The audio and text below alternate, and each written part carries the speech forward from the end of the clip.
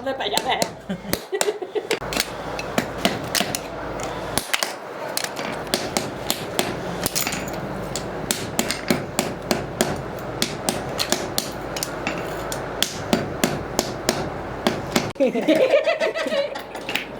चलो भाई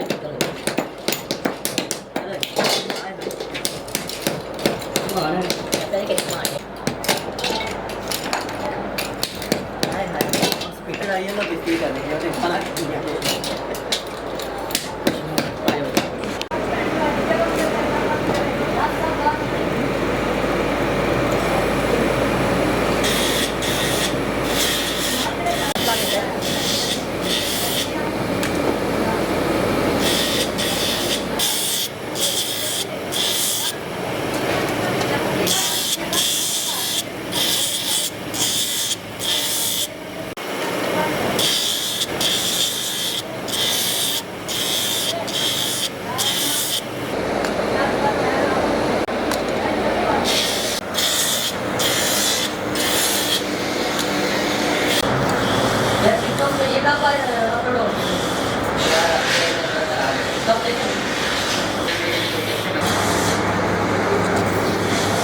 आप दूसरा वाले आए इसी चीज़ के लिए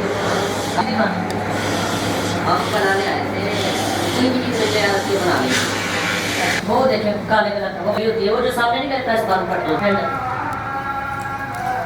इसका और कोई काम नहीं हाँ जी चलो जी वो मदा को आई मैं तो कुछ कह मैं तो जो काम में यार पता चला रही है ठीक है यार कितना हो गया मैं तो वो कर रहा